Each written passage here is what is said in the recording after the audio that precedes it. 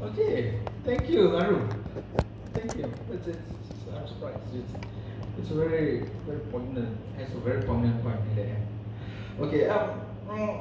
The next question that I'd like to press upon all of you is about.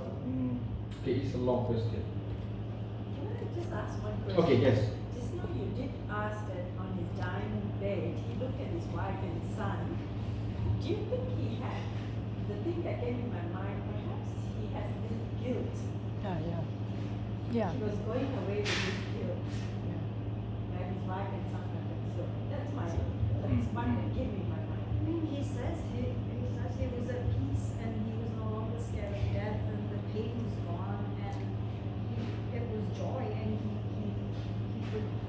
he asked them to forgive him for not understanding where they were. Do you notice that at the point of his death, I mean, like it's not the whole narrative of the book is about the process of dying. Yes, at the finality he was released from his anxiety, but remember that it went in stages. That release came from a realization which he had. Remember, before that, which is he felt in agony before that because he felt, what is my life? The purpose of my life. So that the pain is not so much from dying as Yes. from thinking that your life was Yes. Yeah. Then thereafter, you see that he had a realization of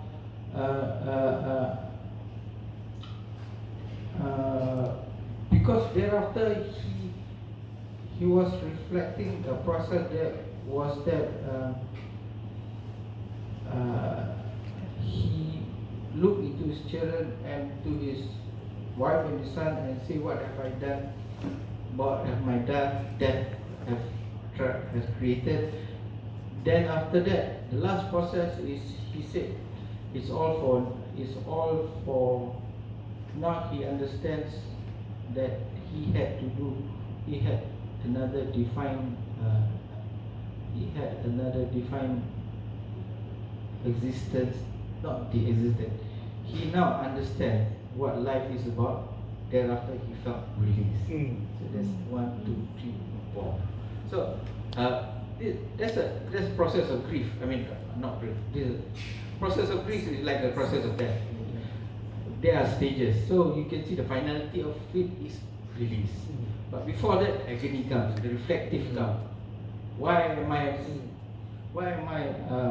being subject to this pain? But if you listen to Arun's poem, so he seems to easily say, don't cry, because he can say such good things about his life. So if we feel our life has been good, it seems easier to face death. That's the thing, we do not know. It's nice to talk about it, Yeah. but we do not know. Absolutely right. We don't know. Because we have never experienced the moment of death. I mean, we know about the treatment of death, but unless we are experiencing it, but none of us are experiencing it because we are still here. Okay. Any more thoughts regarding the question?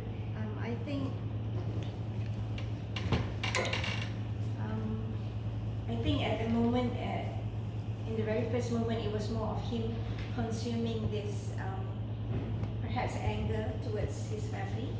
Because I could sense something like that. I think that was why he was pushing his wife away and something like that. But when he was looking at the wife and the son at the end, could it be that was when the guilt come in and like all before this it was a bit selfish on his part because I'm only thinking about what other people are not doing to me, but now I'm looking into what have I not done enough for my family. So see that. Just to add on, Yeah. and how in the initial days he used to stay away from the wife and be at work and find all sorts of excuses. So basically, to me, I feel that he was shirking his responsibility as a father and a husband. And he was in pursuit for material values, and For me, this one, short one. Sorry. I agree with you because this is perhaps going to the other question. Yeah. But I was at first quite not angry with the wife, but I was like, oh, why is she like this and stuff. But then it's like we're listening from his point of view. I mean, he could be the kind of husband who's also not attentive to the wife, and you know, I could perhaps understand her frustration and everything. So, you know, yeah. Arun? Yeah. Sorry. See, my take was, even the whole question of marriage and sons and things like that, he was just doing it to conform to what society wanted. Yeah. So this question, because you can challenge and say, did he really love the wife? Did you, do you want to know what love is all about? It's not very, it doesn't come out in the book. But all it tells is that that was what was even the way he set up the house, and so he had to have a wife. I don't think he would have gone up the ladder of success, to become. Probably those days, this is one of the conditions, that you must be well settled, married, Yeah. stable. Then you can become a judge. Then you can judge on others. You see, because one of the things he prides himself is, and that's where the little bit of Buddhism comes to me. Attachment, detachment, non-attachment. Because he says he can always detach himself when he decides on a case. Very impartial. We say professional. Yes. Today we say you're a professional, right? Because you don't get involved in it. Yeah. So when it comes to his marriage and his kids, I'm also not sure whether he was detached or he didn't want to get involved, because it was a necessity.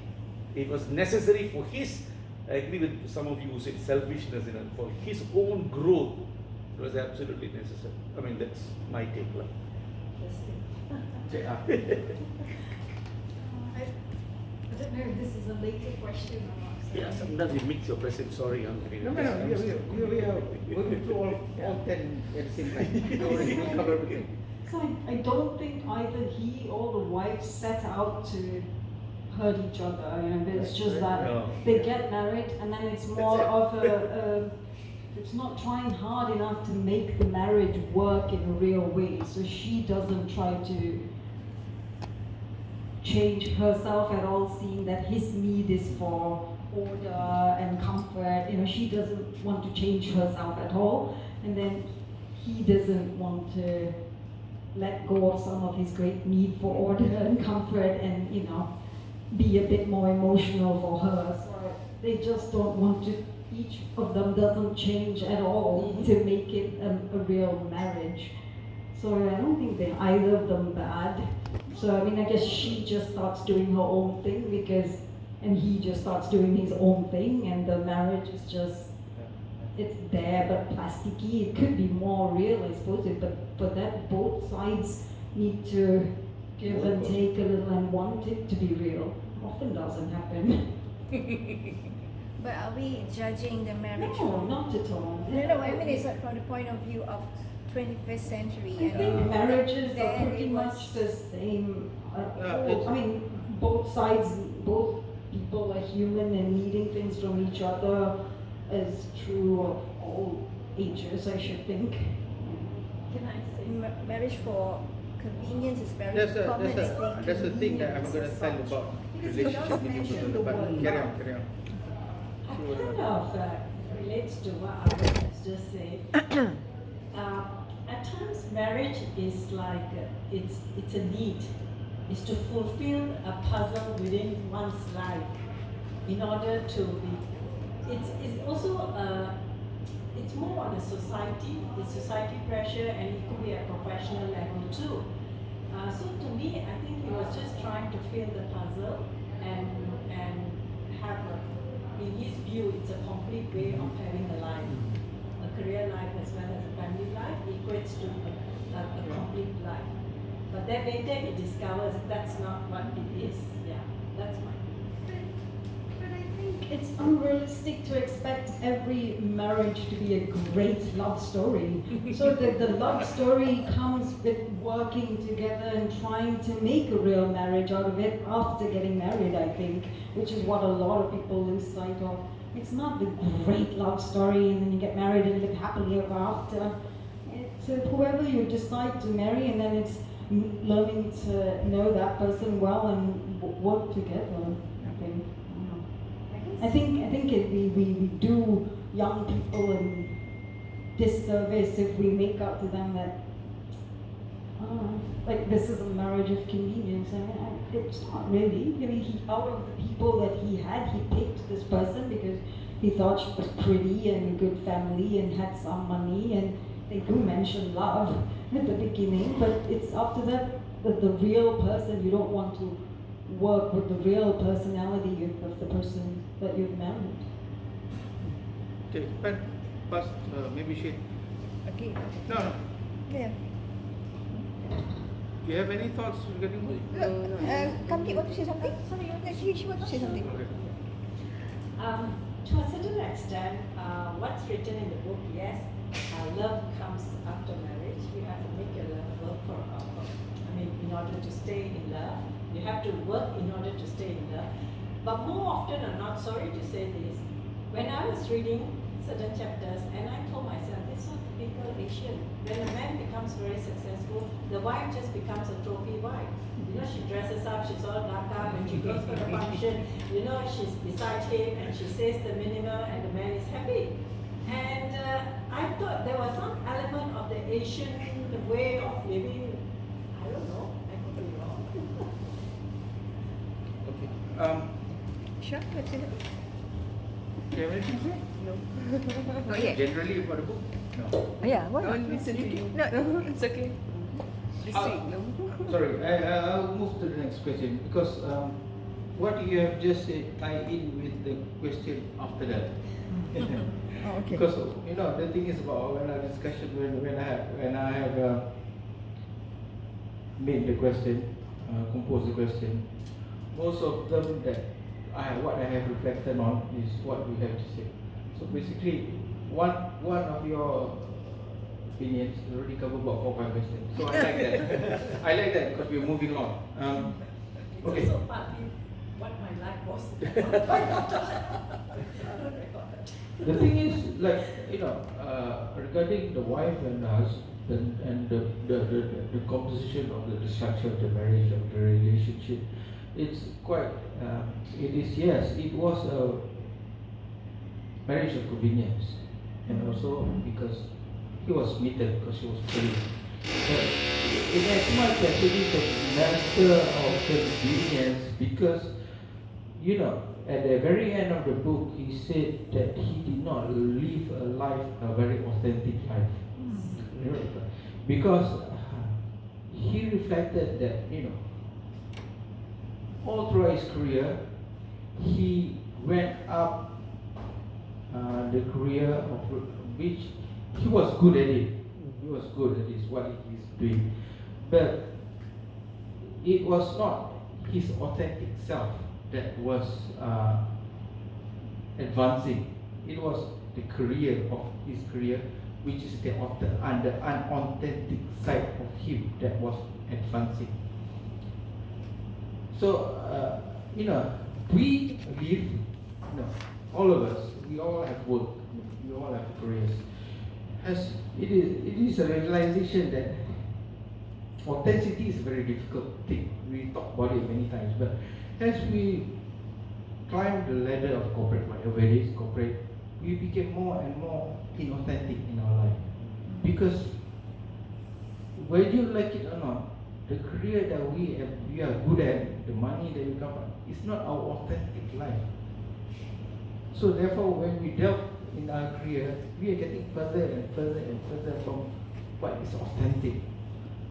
That is what his career has done to him. As he grew up, he became detached from what is authentic within him, until at the end of his deathbed, he cannot even comprehend what he has done, anything substantial that he has done. Because all he has done led him away from authenticity. So that is a good, even the marriage of convenience. He married because of this bourgeois standing of that they were living in. So he wants to what shall we say? He wants to conform to the bourgeois life, because you know you must understand during that period, the bourgeois class is a new class. the class of society in Europe that started basically during the French Revolution. French Revolution created bourgeois. Bourgeois are these new people, what we know now as the middle class. Back then it was called a bourgeois. So bourgeois is actually people or normal people, but want to be like the aristocrat. So they mirror very. They want to be aristocrat, but they are not. In their mind, they are serfs. They are ordinary people. So bourgeois are the class that are very pretentious people. Very pretentious. You notice that when he buys his property, his house, how he decorates it, and he felt that this is authentic, but it's all pretentious, fake. Okay. I mean, that's what bourgeoisie is, a fake life of trying to be something you're not. That was the trap of the bourgeois class. In fact, if last 3 years ago when I talked about Madame Bovary, it's also about the same theme of the fakeness of bourgeoisie life. And he realized at the end that the fakeness of being a bourgeoisie and have to conform to the bourgeois society is all fake to him. And that in the finality, that's what he felt his whole life was hopeless, was empty. What have I done in the end? Because he now realized that all he's done is trying to chase something which is not authentic. In fact, we are all chasing things that are all not authentic. Why? Because this is what I say a privilege of wealth does to us. I'm very cynical about it because that's what privilege of wealth has done to all of us. Wealth has made us more and more inauthentic. When we buy the BMW, when we buy the Mercedes, we become less and less authentic because we are trying to conform to those people that have BMW. But does that mean Tolstoy is criticizing? I mean, the fact that he came from an aristocrat family, he is then criticizing the. Is this like new money versus old money kind of thing? Yeah, possibly. So isn't he like criticizing them for trying to be upgrading their standard of living? But Tolstoy is different. I mean, you cannot reflect the novel with Tolstoy because he's a novelist. It's a fictional. But yes, he's trying to reflect the what we can get from this is Tolstoy is trying to reflect. He's trying to magnify the bourgeoisie, the pretentious element of the bourgeoisie life. He is a count, he has a lot of money, but he made a conscious decision not to use money and to go to live an aesthetic life. Maybe there's nothing wrong with having those trappings of the bourgeoisie, but you can still be authentic in your relations with humans, with other people. I mean, just because they've got those trappings doesn't mean you can't be authentic. I'll give you an example. If you're a successful lawyer, say a successful businessman, then you meet another millionaire who you want to make business with. The way you confront him so that he will say be your customer. The way you talk, the structure of your speech is different when you talk at home to your wife.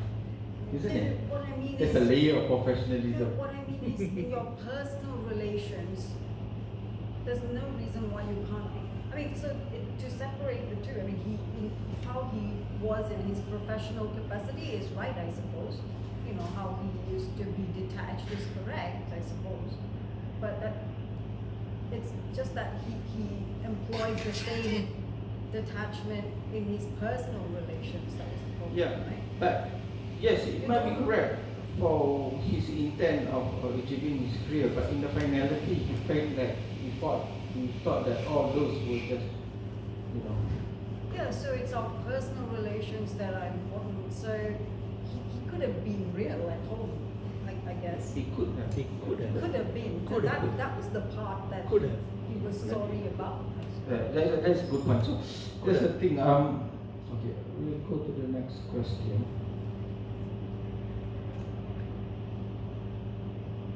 Okay, explain Praskovia is a wife. Praskovia's behavior towards her husband's illness as he got worse. Why do you think she behaved so? Why? What are the factors for her behavior?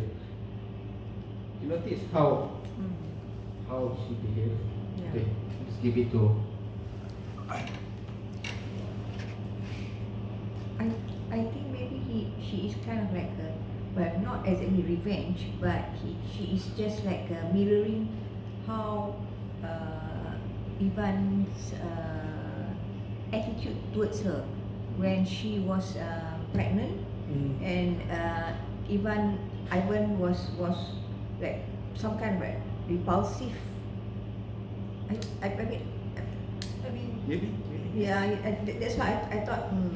I mean, he didn't understand what Yeah. she was going through. yeah, or he didn't understand, or he doesn't want to understand. He And he doesn't said, want to understand. I mean, so and then I think that kind of pattern in a marriage, if you continue for years, it's not going to develop a kind of like affinity or affection towards your partner. If you, I mean, you just like tak kisah lah, I mean, who cares, I mean, I think when I read that bit when he was like, you're pregnant, so what? I mean, I think he didn't like The weird thing is because he felt it was disturbing the cheerfulness and the propriety of. I think the same way that the wife was feeling when. He's already detached so much that she's just doing the same thing. Yeah, that's what I feel. I mean, it's not a willful revenge. It's just that it's just a reaction over the years. I She think. was crying so much in the end. Yeah. That last meeting, she was all tear stained. Yeah, She so- feels it, but I guess they haven't made that closeness and bond for her to Yeah. hunt him and cuddle him as a little kid, which is what Yeah. he wanted. Yeah. But it just hadn't been built up. Yeah. So I think it's just a reaction. Yeah. I think over the years it's been festering. I mean, that's how they live their life. So towards the end of the journey for Ivan or Ivan, when he feel that, I mean, you don't feel any compassion because it has been like that. She feels it, but you don't have the setup to show it, isn't it? After 25 years of behaving X, suddenly in 12 Yeah. days to behave Y. Yeah. Unlike Jarasim, I think he is actually a person, a compassionate person by nature. Yes. Compassionate and understanding, and maybe because of his background, peasant, I think. So he is like, it's okay, this is fact of life. I feel sorry for you. Yeah. So I think if we want to, And he doesn't have the background 20 years of detachment. yes. Okay, thank you, teacher. Nah. And I think he has already accepted that we all gonna die. I think he said something like, Yes. What's his name again? Jarasim. Yeah, he is accepted. Yeah, he said something that we all gonna die. So he has already accepted that fact. Whereas the rest of them, I mean, all the characters in the novel were like battling between denial and stuff. Yeah.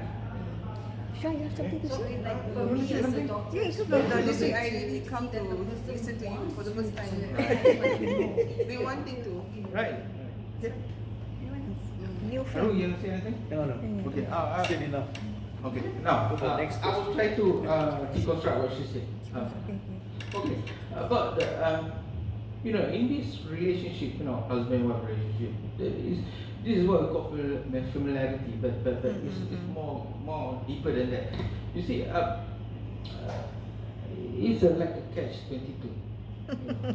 The wife will accuse the husband of being impersonal, and the husband will accuse the wife of being too sensitive. Okay, but the thing is, like in this case of the book, that both of them has a voice that was screaming out. They want to scream out something. the husband was being paid. If you notice, okay, we're talking about husband. Not to say that the wife doesn't have a singular voice within her. The husband has, as he was suffering alone. He could not tell that he's suffering to the wife, and in consequence to that, the wife has no connection of the pain that he lives, and the wife,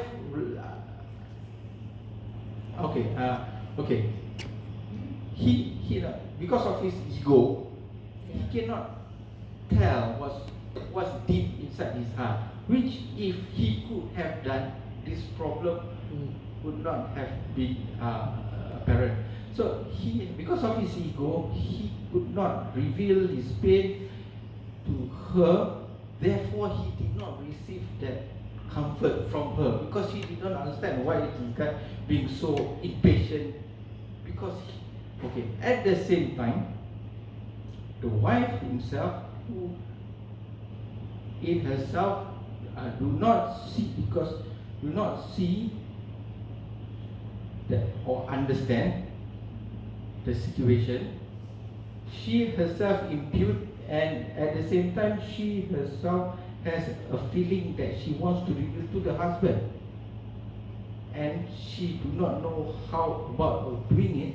So you see, both of them are at loggerheads with the same sentiment. Both of them have ego that cannot reveal to each other. But Therefore, at the beginning of the marriage, she actually tells Yes. what she is suffering. She tells, but he finds that ugly. He doesn't want to. so maybe she's conditioned that way by him. yes. Yeah, She's yes. conditioned Yes, that exactly. way. Yeah. She's That's- conditioned Yes. that way to not tell. He has conditioned the situation that way, which is sad. Because then when he was in pain, he couldn't tell, because he's already created that situation where everything is false. I think that is one of the reasons why he said forgive me before he Yeah, wants to die, yeah. because I think he realized that he has was the one. He created was that false marriage. yes. He has, not her. Because she does express the crappiness that she's feeling. Yeah. If you notice that she is very impatient to Yeah, she- his plight, not because she is insensitive or something. She did not. It's something in him that is not apparent enough for her to understand it. Yeah. So that's what's happening. Both of them don't understand each other because both of them have not revealed their hearts to each other. Therefore, it became a septic, Toxic Like situation. toxic thing, And this is actually, if you look at the bourgeoisie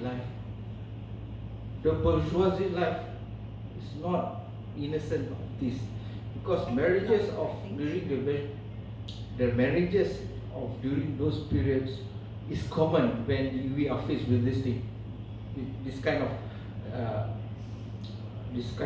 problem But that. if you're reading of the life of Marie Antoinette or anyone, you have the same thing Yeah. going on. So I don't think it's a question of bourgeoisie or otherwise. It's a question of, this is just Because happens if you- in any marriage. I suppose that can be allowed to happen in any marriage. If you remember that in the book that you said about Bourgeoisie, that he is interested in something about professionalism. He said He's professionalism. carrying that too far. He's Yeah. carrying that into his personal Is it that life. not as because well. of bourgeoisie life expectation, bourgeoisie life? That's because there is while he's trying not to impute his lifestyle of work into his life, but he's actually bringing in his form of being so-called. He brought it into his household that professionalism, Yeah. which I cannot see feelings. I don't want to see crying and stuff. Because we have to be so. You see, many of these factors therefore has accumulated in position of their life. It's all these little That's things. why this book is Standing. wonderful, because It's in, great. in looking It's at great. how the person Yeah. dies, you can learn how to live. The other thing is, when I think it happens in most couples or marriages, you know, I think he also felt inadequate when he felt sick. Say, and not the wife. I'm just giving you, because he was suddenly he realized that he's not supposed to be the weak person in that chain. He's always been the judge, the one giving the decisions, you know, the professional person. And so I think he felt inadequate when he felt sick. You see? So that's his mistake. yeah. He forgets that. You see, so he doesn't want to be human. Yeah. I mean, that's exactly what I'm heading at. So once he got into that situation, you see, so the pride, the ego just prevents him from meeting. Because he has not really talked to even his friends that about his real sickness, you know. Like we will do, I will do with my best friend and really go through with him what is wrong with me. So the wife is become like a, you know. But it's not just with his wife, because with no one has he built up That's this right. kind of thing. So it's only with Jerasim that to some extent he just allows himself to be That's human. right. So because he's always been that, you know, he wanted to keep that, maintain that, the level. I'm a professional, I can do things, you know, with data, everything has to be, there's no emotion, I don't have to have the feeling. Feelings are not part of me, you know, because I'm a judge, you know, things like that. I mean, you read that in the book very well. It comes out in small places here and there, and then you go to read it carefully, you find it's He great. just seems to want everything to be pleasant. Yeah, I mean, very well done pleasantness and everything neat. decorum seems to be That is a his. good point. Remember when he got his job secured and he wanted to, he bought a house Yeah. and he himself built the house into his own That's liking. right. And decorate it the way he Decorate wanted it it. the way he wanted. That's reflect what you just said. So it's a proper, you know, it's a proper ego. There's nothing wrong with wanting things to be pleasant, but unpleasantness is part of life. And when someone, But accept it. when people in your life are not at their best, that's also them. Yeah. You know, The it thing doesn't is, want that part. the problem we like, we are creatures of habit. We tend to like, Mm-hmm. we go for, like you say, it's not wrong to have what we like. It's not wrong. But at the same time, it's not wrong either to have things that we don't, to don't have the things that we want. There's nothing wrong with that. It's called abstinence. That's the most logical thing. Being abstinent, but we tend to not be abstinent and complain. You see? Okay. Say something. Oh, yeah. Okay, that perfectly, that kind of sums up that this guy has stopped living. He's forgotten what is to live. Okay. That's a good point. Good point. Yeah, so that's what came in my mind, you know, we are not here just to accumulate things, to do things, external fact, I mean, just to, we are basically running for external, we are running because of external reasons. Or inauthenticity. Yes. Do you guys remember like when the only happy memories that he has are of very early childhood because As a he's kid. real then. It's real. That's the only real Those are thing the in his happy- life. It's not tarnished. So that's, and I see, so, and we don't have to be like that, you know, but yeah, you can see that's the only real part of his life. Then it becomes increasingly false. Just But that's very- not the fault of his wife, for sure. She was being too real for him. He didn't like the realness of her. He preferred just the pretty, the conventional person he married, and then when she became a real person, he didn't want to deal with it. It's a situation where neither of them was to blame. Afraid. Yeah. Neither of them. It just, hence that's why I'm sure all of us have come across this, you know, you will sometimes tell, oh, he has changed over the years, hence. I get that lot. We should After Change 20 years. Change for the worse, not After change 20 years, yeah. for the betterment. But changing is good. Without change, you're dead. So you You must have to. change and grow together. I keep telling my wife, I changed. I Change put in is 40 good. pounds already. I've changed. Sorry, maybe I added 40 pounds. I have to paraphrase that. I said, yes, you can change, you evolve, but you do not lose yourself. Authenticity. Yeah. I want to ask you one question, Ami. Hmm. Remember that we were talking about just now the connection between the husband and wife and all that, right? he also cannot connect with the daughter. Remember the daughter was like when he was lying in bed maybe, and then the daughter and the mother wanted to go out, they all doll up everything. Yeah, Both yeah. of them put it in. But I think it in the book actually kind of indicated that he could connect with the son, the young one. Why is that? But only after the son sort of became like the father. Not the father, but it was like a reverse role there. Because the son was like comforting him on his dying bed, and I thought that was like a reverse role. So I think in the very beginning he was also detached. I mean, this guy is a very detached person. He is not. At first, I thought like Tolstoy doesn't represent women well in terms of how the ladies are portrayed in the book. But I think what he's trying to say here is like I think what we already discussed is the doing of that one particular person, and he is detaching himself with others around him, and that include the wife and also the daughter. He mentioned about the watch of the daughter, so it seems like he's giving what he gives the daughters are only material things, but perhaps no connection as a daughter and father.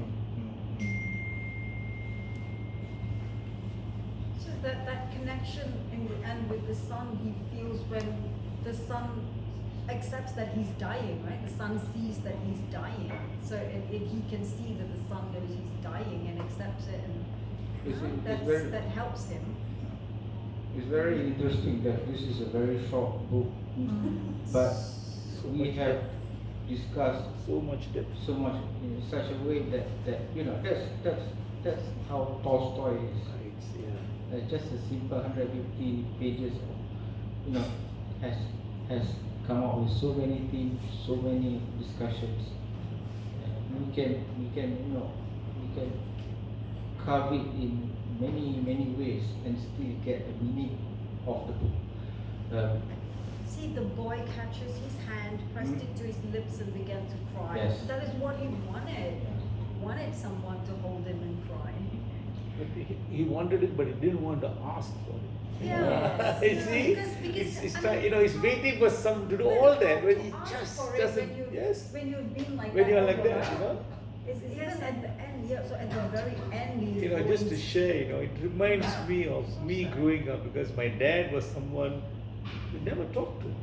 I can hardly remember saying anything to my dad. I mean, he passed away when I was 11, but it is always the mum. That you always talk to the mum, Dad was always looked upon. We had a stern face, Very different when I had my kids. We all laugh together. We know. So when we read the book and he was talking about the period of time, and maybe I can't comment much because I've not done any research. But that point, I used to see that. I used to wonder. Now I wonder. I mean, it's only now when I'm 70, I'm wondering how come I never had these chances to. Like the kids do with me, play the fool and joke and all that. I never did that with my dad. He was looked upon as one stern face. I knew what he did, but so we wanted to go anywhere, we have to hide behind the mum and ask for permission, So the mum is the one who will say, okay, this guy wants to go to visit so and so. He will say yes, no. Very abrupt answers, yes, no, that's it. See? Yeah. So, you have this, now when you read this book, I was thinking about that and said, is it that period of time? I mean, not period of time, but maybe at that point in time, it was, families were like that. And the other thing is just because I've got a mic and I don't want to, see, it's like my grandfather and my grandmother, they had 14 kids. So they must have been very loving, right? They have 14 kids, right? But by the time I knew them, they won't talk to each other. He sleeps separately, I go and spend some time with her, as I've done with him. And so it kind of, after a long period of time, familiarity or something, and sometimes they tell me, that it's because for a long time the women hadn't the power, but as the men grow older, now the women have got the power now, So she was ruling, my grandmother was ruling, my grandfather was very much more quiet by the time So these are things that the book brings out a lot of your own personal things, which is amazing for a short book. I mean, you can just read it like that and throw it away, or you can read it and continually reflect. It's not that this word end, I've heard from all of you. I'm quite sure I'll read my notes and I will again reflect and say, is that what he was trying to say? See,